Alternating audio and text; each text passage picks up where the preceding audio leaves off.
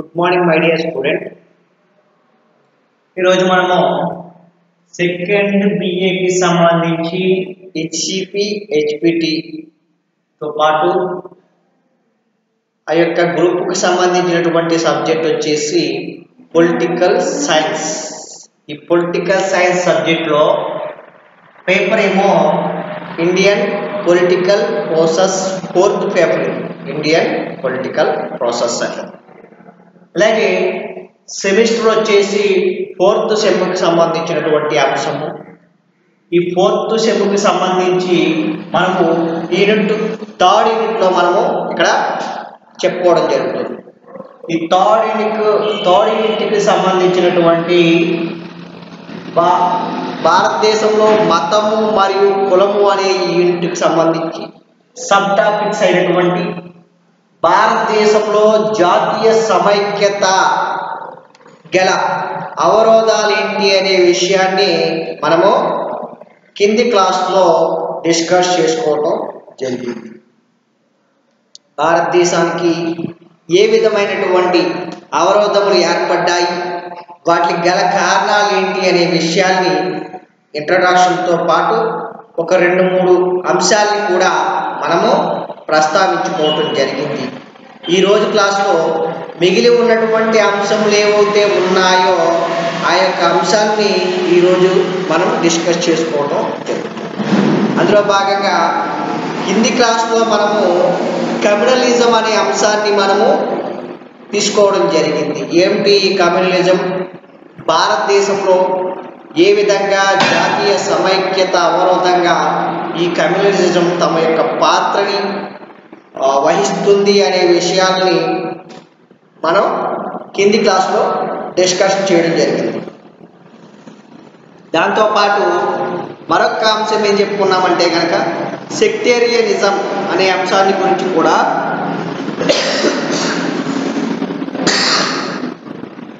కింది క్లాస్లో డిస్కస్ చేసుకున్నాం.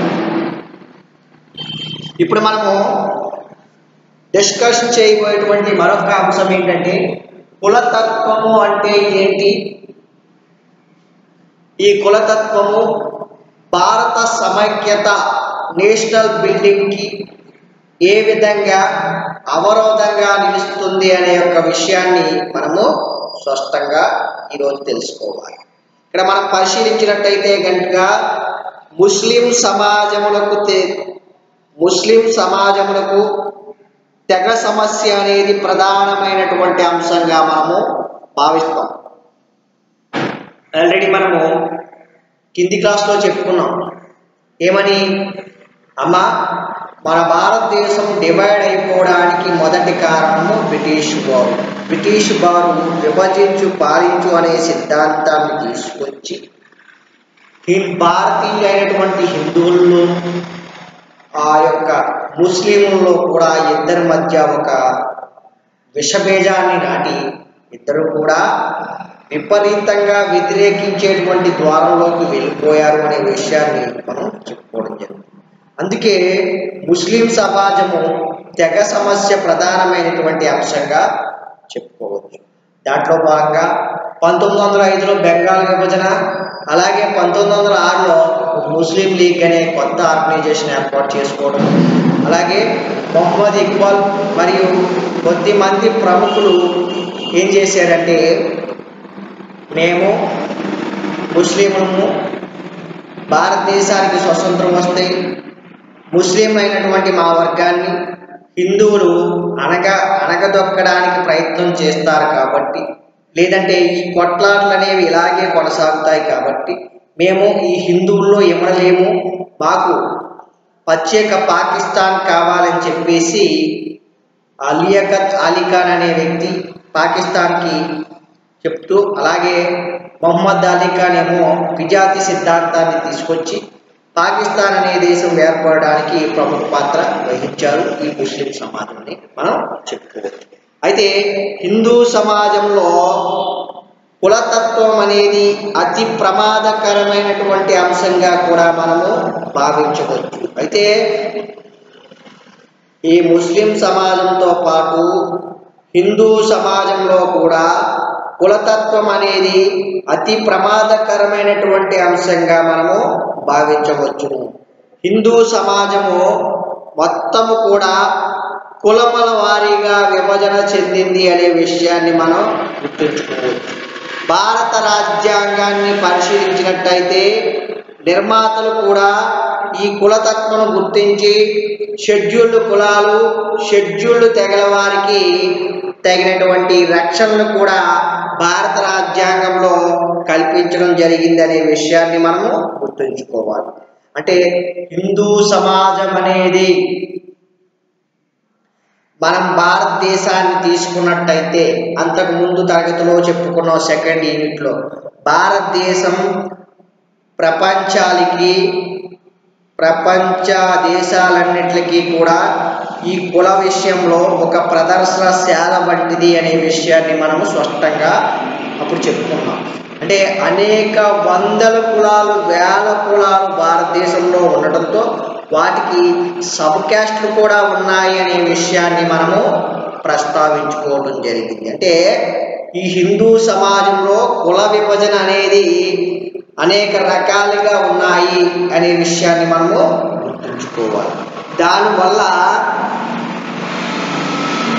భారత రాజ్యాంగ నిర్మాతలు చేసినటువంటి పని ఏంటంటే భారతదేశంలో ఉన్నటువంటి షెడ్యూల్డ్ కులాలు, షెడ్యూల్డ్ తెగలకి సంబంధించి ఒక రిజర్వేషన్ విధానం అనే దాన్ని రాజ్యాంగం ద్వారా భారతదేశంలో ఉన్నటువంటి అల్పసంఖ్యాక వర్గాల వారు, మైనారిటీలు, అలాగే ఎస్సీ ఎస్టీ కులాలకి సంబంధించి కొన్ని రాజ్యాంగపరమైనటువంటి అవకాశాలని కల్పిస్తూ రిజర్వేషన్ సిస్టాన్ని అమలు చేస్తున్నారనే విషయాన్ని మనము గుర్తుంచుకోవాలి. ఇవన్నీ కూడా ఎందుకంటే ఈ అగ్రవర్ణాలు, అగ్రకులాల నుంచి క్రింది స్థాయిలో ఉన్నటువంటి కులాల మీద ఆధిపత్యం చలాయించకుండా ఉండడానికి ఈ యొక్క విధానాన్ని ఏర్పాటు చేశారనే విషయాన్ని మనము గమనించాలి. ఓకేనమ్మా? కల్పించడం వల్ల ఈ భారత రాజ్యాంగంలో వీళ్ళకి కలిపి ఒక రిజర్వేషన్ అనేది కల్పించడం ద్వారా కులతత్వము జాతీయ సమగ్రతకు ప్రధాన అవరోధంగా పరిణమించింది అనే విషయాన్ని మనము గుర్తుంచుకోవాలి. ఇలాగ రాజ్యాంగంలో కొన్ని విధానపరమైనటువంటి అవకాశాలు కల్పించడం వల్ల కులతత్వము జాతీయ సమగ్రతకు ప్రధాన అవరోధంగా పరిణమించింది అనే విషయాన్ని గమనించుకోవాలి. ఉదాహరణకి భారతదేశంలో కుల వ్యవస్థ అనేది ఆనాటి నుంచి నాటిపోయిందనే విషయాన్ని గుర్తుంచుకోవాలి. భారతదేశంలో ఉన్నటువంటి ప్రతి రాష్ట్రంలో కూడా చెప్పుకున్నాం మనం, రాష్ట్ర ప్రభుత్వాలను, గ్రామ స్థాయిలో, స్థానిక ప్రభుత్వాల్లో కుల వ్యవస్థ విధానం అనేది పాతుకుపోయింది. రాష్ట్ర, స్థానిక, గ్రామ స్థాయిలో జరిగేటువంటి ఎన్నికల్లో ఈ కులం అనేది తమ యొక్క ప్రభావాన్ని చూపుతుంది అనే విషయాన్ని నేను చెబుతూ, ఏ విధంగా కులము తమ యొక్క ప్రభావాన్ని భారతదేశ రాజకీయాల్ని ఏలుతుంది అనే విషయాన్ని కూడా స్పష్టంగా మనము జరిగిపోయినటువంటి క్లాస్లో డిస్కషన్ చేసుకోవడం జరిగింది. అయితే కొన్ని రాష్ట్రాలకే పరిమితమా ఈ కులం అనేది, లేకపోతే భారతదేశంలో ఉన్నటువంటి రాష్ట్రాలన్నింటికీ కూడా ఉందా ఈ కుల జాడ్యం అనేది మనం గమనిస్తే కనుక భారతదేశంలో అన్ని రాష్ట్రాల్లో ఉత్తర భారతదేశం నుంచి దక్షిణ భారతదేశం వరకు, పశ్చిమ భారతదేశం నుంచి తూర్పు భారతదేశం వరకు ఉన్నటువంటి ప్రతి రాష్ట్రాల్లో కూడా ఈ కులతత్వం అనేది ఒక విరబూసినటువంటి ఒక మర్రి చెట్టు వాడల వలె బలంగా పాతుకుపోయిందనే విషయాన్ని మనము బలంగా గుర్తుంచుకోవాల్సినటువంటి అవసరం ఉంది. ఎందుకంటే ఏ రాష్ట్రంలో చూసినా సరే ఒక 2-3 కులాలు తమ యొక్క ఆధిపత్యాన్ని చెలాయిస్తున్నాయనే విషయాన్ని గుర్తుంచుకోండి. ఉదాహరణకి మనము తమిళనాడుని తీసుకున్నట్టయితే కనుక తమిళనాడులో రెండు కులాలు వాళ్ళ యొక్క ఆధిపత్యాన్ని చలాయిస్తాయనే విషయాన్ని గుర్తుంచుకోవాలి. ఇక్కడ బ్రాహ్మణులు, బ్రాహ్మణేతరులు అనేసి రెండు కులాలు ఉంటారు. బ్రాహ్మణుల యొక్క ఆధిపత్యాన్ని తగ్గించడానికి బ్రాహ్మణేతరులు ఈ జస్టిస్ పార్టీ అనే దాన్ని స్థాపించారు. అదే డీకే పార్టీ, ఆ తర్వాత డిఎంకే పార్టీగా రూపాంతరం జరిగిందని కూడా నేను చెప్పడం జరిగింది.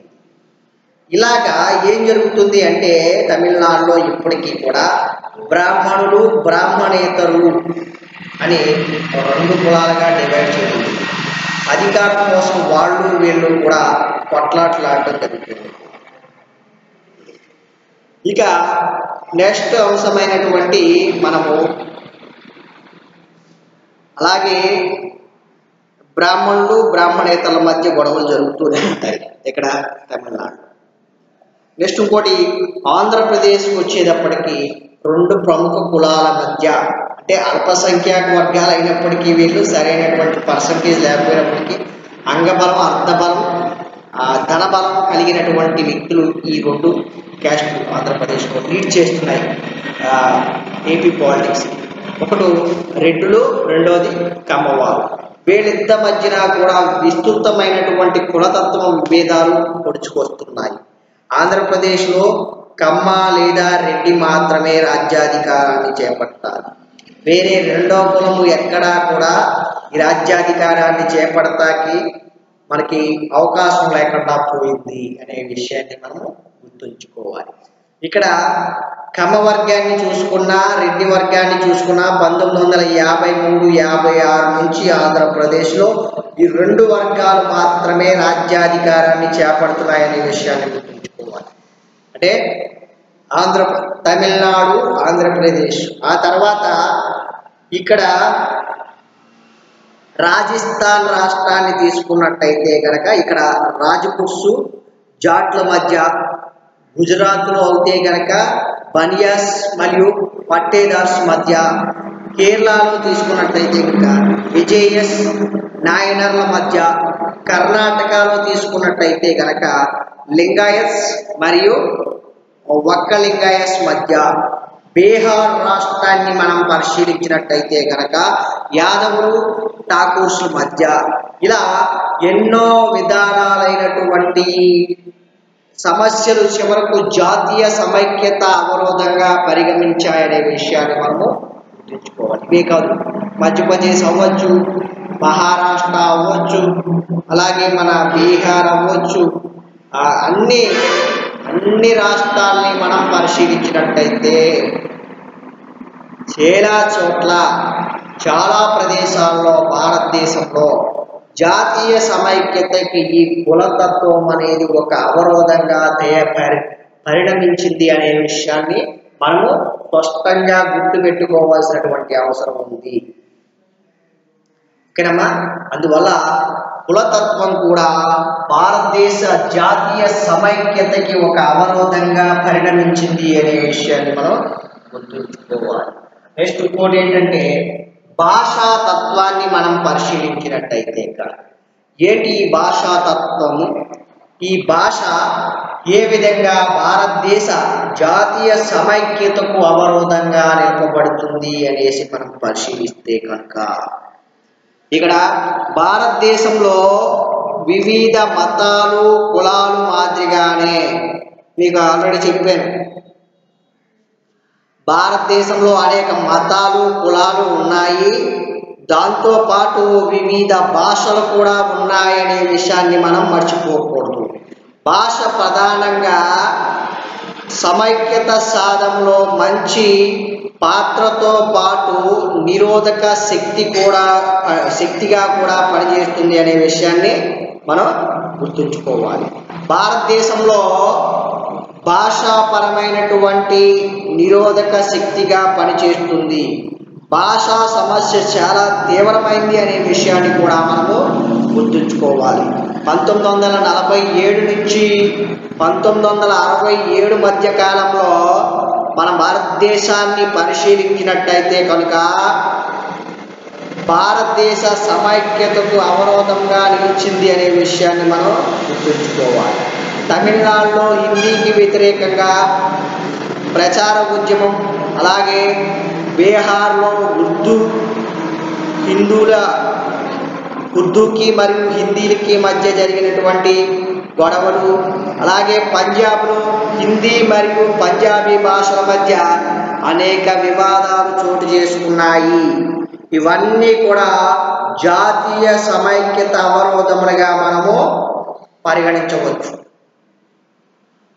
భారతదేశాన్ని మనం గమనించినట్టయితే కులాలు, మతాలతో పాటు అతి శక్తివంతమైనటువంటి మరొక అంశం ఏంటంటే భాషాతత్వం. భారతదేశంలో అనేక వేల కులాలు, అనేక వేల మతాలతో పాటు అనేక వందలకు పైగా భాషలు కూడా ఉన్నాయనే విషయాన్ని మనం స్పష్టంగా తెలుసుకోవాలి. అదే ఒక్కొక్క రాష్ట్రంలో ఒక భాష లేదంటే 2-3 భాషలు కూడా మాట్లాడేటువంటి జనాభా ఉన్నారు అనే విషయాన్ని మనం గుర్తుంచుకోవాలి. ఇక్కడ చూడండి, ఆంధ్రప్రదేశ్కి వస్తే ఇక్కడ అత్యధికంగా మాట్లాడే భాష తెలుగు, 2వ స్థానం ఉర్దూ. తెలంగాణలో కూడా తెలుగు 2వ స్థానం ఉర్దూ. అలాగే తమిళనాడుకి వెళ్తే తమిళ్ మాట్లాడతారు, వాళ్ళు హిందీని వ్యతిరేకిస్తారు. హిందీ జాతీయ భాష అంటే మాత్రం వాళ్ళు ఒప్పుకోరు. అలాగే ఒడిశాకి వెళ్తే ఒడియా భాష ఉంటుంది. అలాగే బెంగాల్కి వెళ్తే కనుక బెంగాలీ భాష ఉంటుంది. ఉత్తరప్రదేశ్కి వెళ్తే హిందీ భాష ఉంటుంది. ఢిల్లీకి వెళ్తే అక్కడ హిందీ భాష ఉంటుంది. ఇలాగా ఒక్కొక్క రాష్ట్రంలో భారతదేశంలో ఉన్నటువంటి రాష్ట్రాల్ని మనం పరిశీలిస్తుంటే ఆ యొక్క రాష్ట్రాల్లో 1, 2, 3 భాషలు మాట్లాడేటువంటి వ్యక్తులు కూడా ఉన్నారు అనే విషయాలు కూడా మనం ప్రతిస్పందమవుతుంది. అలాగే ఇక్కడ బీహార్ విషయంలో కానివ్వండి, పంజాబ్ విషయంలో కానివ్వండి, హర్యానా విషయంలో కానివ్వండి కొన్ని భాషాపరమైనటువంటి వివాదాలు బయటపడ్డాయనే విషయాన్ని మనం గుర్తుంచుకోవాలి. బీహార్లో అయితే కనుక ఉర్దూ, హిందీ మధ్య గొడవలు జరిగాయి. అంటే కొద్దిమంది ఏమో హిందీని వాళ్ళ భాషగా ప్రకటించమంటే, కొద్దిమంది ఏమో ముస్లింలేమో ఉర్దూ భాషను ప్రవేశపెట్టాలి రాష్ట్ర భాషగా అనేసి కొద్దిమంది అన్నారు. ఇలాగ కొట్లాట్లు అనేవి జరిగాయనే విషయాన్ని మనం గుర్తుంచుకోవాలి. ఈ భాషాపరమైనటువంటి అంశం కూడా భారత జాతీయ సమైక్యతకి ఒక అవరోధంగా మారుతుంది అనే అంశాన్ని మనము తెలుసుకోవాలి. ఓకేనమ్మా? ఆ తర్వాత మనం గమనించవలసినటువంటి మరొక అంశం ఏంటంటే ఈ యొక్క ప్రాంతీయ తత్వము అనే అంశాన్ని మనము గుర్తుంచుకోవాలి. ఏంటి ఈ ప్రాంతీయ తత్వము? ఈ ప్రాంతీయ తత్వము జాతీయ సమైక్యత అవరోధంగా ఎందుకు పరిగణించబడుతుంది అనేసి మనం పరిశీలించినట్టయితే గనక ప్రాంతీయ తత్వము జాతీయ సమైక్యతకు ఒక గొడ్డలి పెట్టుగా వంటిది అనే విషయాన్ని మనం తెలుసుకోవాలి. అలాగే దేశంలో చాలా మంది ట్రైబల్ పీపుల్స్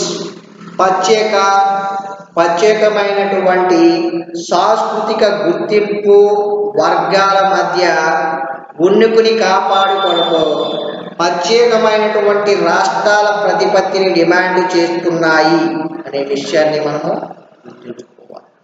ప్రాంతీయ తత్వము అంటే ఏంటి అంటే సహజంగా భారతదేశంలో ఈ రాష్ట్రాలు 28 నుంచి 29 రాష్ట్రాల దాకా భారతదేశంలో ఉన్నాయి అంటే దానికి గల కారణం ఏంటంటే మొదట్లో భారతదేశానికి స్వతంత్రం వచ్చినప్పుడు ఇన్ని రాష్ట్రాలు లేవు. మరి ఇప్పుడు ఇన్ని రాష్ట్రాలు ఉండడానికి గల ప్రధాన కారణం ఏంటంటే ప్రాంతీయ తత్వవాదం. ఈ ప్రాంతీయ తత్వవాదం వల్ల ఈరోజు భారతదేశంలో అనేక కొత్త రాష్ట్రాలు పుట్టుకొచ్చాయి అనే విషయాన్ని మనము గుర్తుంచుకోవాలి.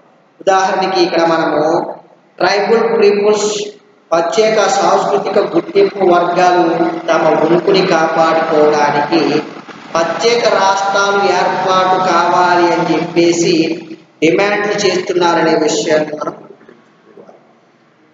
బీహార్, మధ్యప్రదేశ్, పశ్చిమ బెంగాల్ మరియు ఒడిశా గిరిజనులు, జార్ఖండ్ రాష్ట్రాన్ని, పశ్చిమ బెంగాల్లో గోర్ఖాలాండ్ రాష్ట్రాన్ని,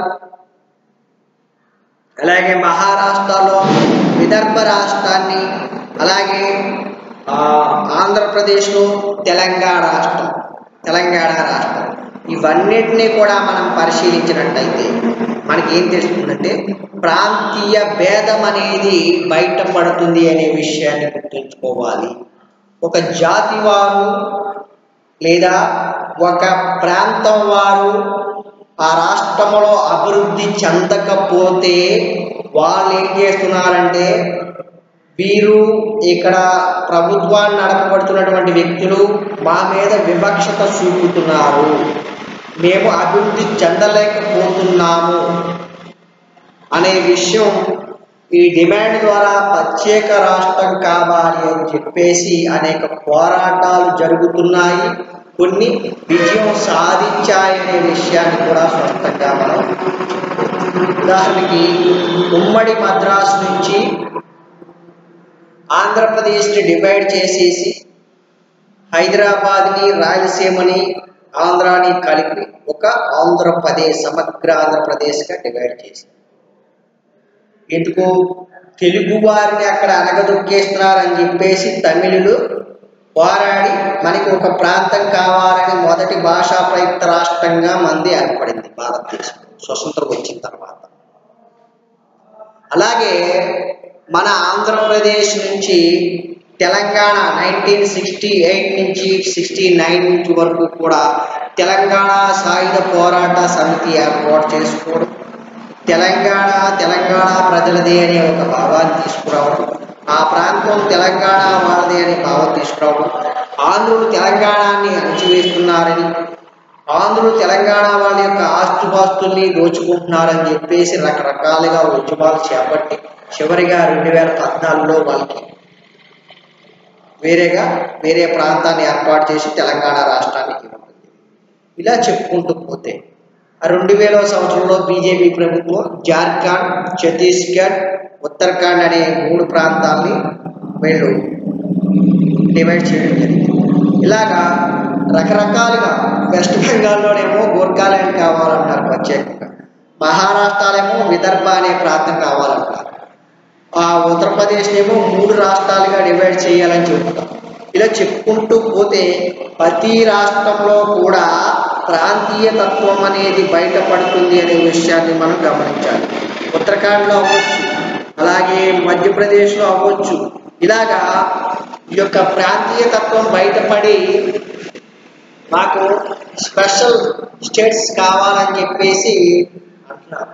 దీనివల్ల భారత జాతీయ సమగ్రతకి ఒక అవరోధంగా ఈ ప్రాంతీయ తత్వం అనేది కూడా ఒక ముఖ్య కారణం అని చెప్పేసి మనం భావించవచ్చు. అలాగే మనం తెలుసుకోవాల్సినటువంటి మరొక అంశం ఏంటంటే ట్రైబలిజం అనే అంశాన్ని మనం తెలుసుకున్నట్లయితే కనుక ఏంటి ఈ ట్రైబలిజం? ఈ ట్రైబలిజం భారత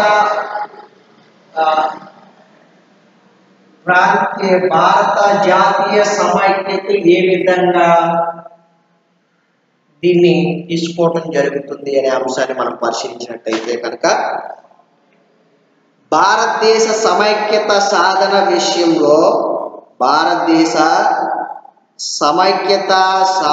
విషయంలో ట్రైబలిజం ప్రత్యేక గుర్తింపును కలిగి ఉన్నది అనే విషయాన్ని మనం గుర్తుంచుకోవాలి. ప్రత్యేకించి ఈ యొక్క గిరిజనుల నుండి ఈశాన్య రాష్ట్రంలో ఈ సమస్యలు చాలా ప్రతిస్పందమైంది అనే విషయాన్ని మనం గుర్తుంచుకోవాలి. ఈశాన్య రాష్ట్రాలని మనం పరిశీలించలే ఏంటి భారతదేశంలో ఈశాన్య రాష్ట్రాలు అస్సాం, మేఘాలయ, త్రిపుర, సిక్కిం, మిజోరాం, అరుణాచల్ ప్రదేశ్ ఇవన్నీ కూడా ఈశాన్య రాష్ట్ర ప్రాంతాలు అన్నమాట. ఇక్కడ అంతగా అభివృద్ధి అనేది ఉండదు. ఈ ఏరియా అంతా కూడా ట్రైబలిజానికి సంబంధించినటువంటి జనాభా అధికంగా నివాసం ఉంటుంది. అందువల్ల ఈ యొక్క ట్రైబలిజానికి సంబంధించినటువంటి ప్రత్యేక గుర్తింపు కలిగి ఉన్నది అనే విషయాన్ని తెలుసుకుని దాంతోపాటు ప్రత్యేకించి గిరిజనుల నుండి ఈశాన్య రాష్ట్రంలో ఈ సమస్య చాలా బయటపడుతున్నాయనే విషయాన్ని కూడా మనం తెలుసుకోవాలి. ట్రైబల్ బెల్ట్ వారికి ప్రత్యేక రాష్ట్రాలు కావాలని డిమాండ్ కూడా చేయడం జరుగుతుంది. మిజో ఫ్రంట్ అనేది కూడా ఏర్పడింది. అలా మేఘాలయలో, అలాగే సిక్కిం, అస్సాం ఈ ప్రాంతాల్లో ఉన్నటువంటి కొద్దిమంది వేరే డివైడ్ అయిపోయి మాకు ప్రత్యేక రాష్ట్రం కావాలి, మా డిమాండ్లు తీర్చాలని చెప్పేసి అనేక రకాలైనటువంటి ఉద్యమాల్ని, ధర్నాల్ని, విప్లవాలను కూడా లేవదీశారు ఒకనొక టైంలో. వీటన్నిటిని కూడా ప్రభుత్వం నిర్దాక్షిణ్యంగా అణగదొక్కేయడం కూడా జరిగింది. ఓకేనా? అలాగే ఇక్కడ మనము 1960 ప్రాంతంలో భారతదేశమును వెలుపల జడ్ఏ పిజో నాగాలాండ్ అంటే ప్రత్యేక నాగాలాండ్ రాష్ట్రంగా ఏర్పాటు చేయాలని, అలాగే మిజోరాంలో లాల్ డెంగా అదేవిధంగా డిమాండ్ చేసి సఫలీకృతులైనారు. అంటే నాగాలాండ్, మిజోరాములు కూడా ఆ విధమైనటువంటి ద్వారంలో ప్రత్యేక రాష్ట్రాలు కావాలని చెప్పేసి విజయం సాధించారనేసి ఇక్కడ మనము ఒకసారి ఈ సందర్భంగా గుర్తు చేసుకోవచ్చు. ఇలా చెప్పుకుంటూ పోతే ట్రైబలిజం విషయాల్లో కూడా వీళ్ళు జార్ఖండ్ కావచ్చు, ఛత్తీస్గఢ్ కావచ్చు, ఇది కూడా ఈ ట్రైబలిజానికి సంబంధించిన అంశం. వాళ్ళు సరిగ్గా డెవలప్మెంట్ లేదు, గుర్తింపు లేదని చెప్పేసి వీళ్ళు ఆయా రాష్ట్రాల నుంచి విడిపోయి ప్రత్యేక రాష్ట్రాలుగా ఈరోజు గుర్తింపు పొందాయనే విషయాన్ని మనం గుర్తుంచుకోవాలి. దాంతోపాటు మిజోరాం కావచ్చు, నాగాలాండ్లో కూడా ఏం జరుగుతుంది అంటే ఈ యొక్క ప్రత్యేక రాష్ట్ర ఏర్పాటు కావాలనే విషయాల్ని ఇక్కడ స్పష్టంగా మనకి వివరించడం జరుగుతుంది. ఓకేనమ్మా? అలాగే ఇక మనం తెలుసుకోవాల్సినటువంటి మరొక అంశం ఏంటంటే కనుక భూమిపుత్రుల సిద్ధాంతము.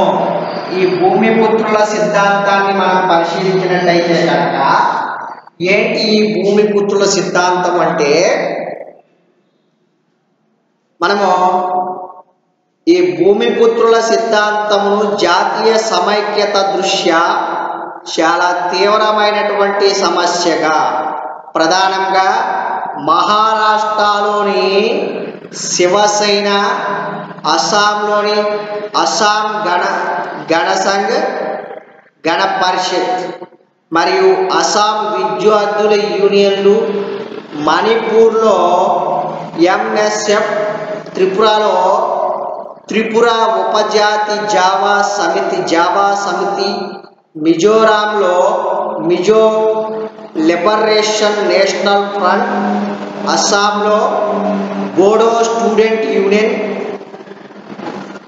మొదలగు అన్నీ కూడా రాష్ట్రంలో ఉన్నటువంటి పరిశ్రమల్లో ఉన్నటువంటి ఉద్యోగాలు కేవలం ఆ రాష్ట్ర వాసులకు మాత్రమే చెందాలని డిమాండ్ చేయడం కూడా జరుగుతుంది.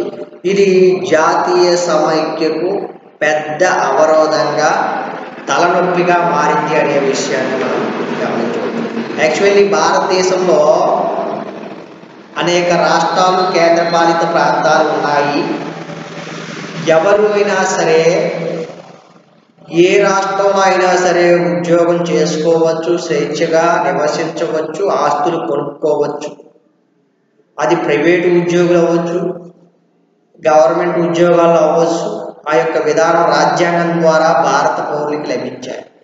కానీ మహారాష్ట్ర అవ్వచ్చు, బీహార్ అవ్వచ్చు, అలాగే ఈ యొక్క నాగాలాండ్ అవ్వచ్చు, త్రిపుర అవ్వచ్చు, అస్సాం అవ్వచ్చు, ఇలా చూసుకుంటూ పోతే వాళ్ళ రాష్ట్రాల్లో ఏం జరుగుతున్నాయంటే ఒక యూనియన్లు అనేవి ఏర్పాటు చేయడం జరుగుతుంది. ఈ యొక్క యూనియన్ ద్వారా వీళ్ళు ఏం చెబుతున్నారంటే మా రాష్ట్రంలో ఉన్నటువంటి ఉద్యోగాలు మా రాష్ట్ర నిరుద్యోగులకు, మా రాష్ట్ర పౌరులకు మాత్రమే వర్తించే విధంగా చట్టాలు చేయమని అనేక రకాలుగా ప్రయత్నాలు చేస్తున్నాం. అంటే వేరే రాష్ట్రం వారు ఆ రాష్ట్రంలోకి వచ్చి ఉద్యోగాలు చేయడానికి వీల్లేదు అనేది ఇక్కడ చెప్పడం జరుగుతుంది. ఉదాహరణకి మహారాష్ట్రలో మహారాష్ట్రాన్ని తీసుకున్నాం అనుకోండి. మహారాష్ట్రలో ఉన్నటువంటి శివసేనకి సంబంధించినటువంటి కార్యకర్తలు అవ్వచ్చు, ఆ యొక్క పార్టీ హైకమాండ్ అవ్వచ్చు, వీళ్ళు ఏం చేస్తున్నారంటే ఇతర రాష్ట్రాల నుంచి ఎవరైనా ముంబైలో ఉద్యోగాలు చేయడానికి వీల్లేదు, అది పరిశ్రమల్లో అవ్వచ్చు, గవర్నమెంట్ ఉద్యోగాలు వస్తూ ఎందులో అయినా సరే ఇతర రాష్ట్రాల నుంచి వచ్చినటువంటి వ్యక్తులు అక్కడ ఉద్యోగాలు చేయకూడదు. ఆ రాష్ట్రంలో పుట్టినటువంటి వ్యక్తులకు మాత్రమే, ఆ రాష్ట్రంలో చదువుకున్నటువంటి వ్యక్తులకు మాత్రమే ఉద్యోగాలు ఇవ్వాలి అనే విషయాన్ని స్పష్టంగా ఇక్కడ పేర్కోవడం జరిగింది. ఇది భారతదేశ జాతీయ సమైక్యతకు ఒక పెద్ద అవరోధంగా పరిగణించింది అనే విషయాన్ని మనము గమనించుకోవాలి. ఇలా చెప్పుకుంటే పోతే రాజకీయ పార్టీల పాత్రకు కూడా దీనికి భిన్నంగా ఉంది అనే విషయం మనకు తెలుస్తుంది. రాజకీయ పార్టీలు తమ స్వార్థ ప్రయోజనాలను దృష్టిలో పెట్టుకొని రాజకీయ పార్టీల అవసరాల కోసం జాతీయ సమైక్యతను సైతం బలంగా పెడుతున్నారు అనే విషయాన్ని మనం ఇక్కడ తెలుసుకోవచ్చు. అలాగే రాజకీయ పార్టీలు రాజకీయకరణ ప్రవృత్తి చేపట్టి ప్రజల్లో రాజకీయ చైతన్యమును పెంపొందించి జాతి దేశంపై విధేయతను ప్రకటింపజేయకుండా విధానాలు సృష్టిస్తున్నారనే విషయాన్ని మనము భారత రాజకీయ పార్టీల్లో మనం తెలుసుకోవచ్చు. భారతదేశంలో ఉన్నటువంటి ఈనాటి పార్టీ వ్యవస్థను గమనించినట్టయితే అందరూ కూడా చాలా నీచమైనటువంటి రాజకీయాలను ఈరోజు భారతదేశంలో పార్టీ సిద్ధాంతాల్లో ప్రకటించింది. అంటే ఓటు బ్యాంకింగ్ రాజకీయం, ఓట్లు ఎవరైతే ఎక్కువగా ఉంటాయో వాళ్ళ వైపు న్యాయం చెప్పడము, లేదా ఓట్లు ఎవరికైతే ఎక్కువ ఉంటాయో ఆ యొక్క వర్గాన్ని పార్టీ ప్రత్యేకంగా గుర్తించడము, వాళ్ళకి అవకాశాలు కల్పించడం జరుగుతుంది. ఈ విధమైనటువంటి ద్వారం వల్ల భారత జాతీయ సమగ్రత అనేది కాపాడటం చాలా కష్టం అనే విషయాన్ని మనము తెలుసుకోవాలి. ఓకేనమ్మా, ఇవన్నీ కూడా భారతదేశంలో జాతీయ సమైక్యతకి అవరోధములుగా మనము తెలుసుకున్నాము. Thank you very much.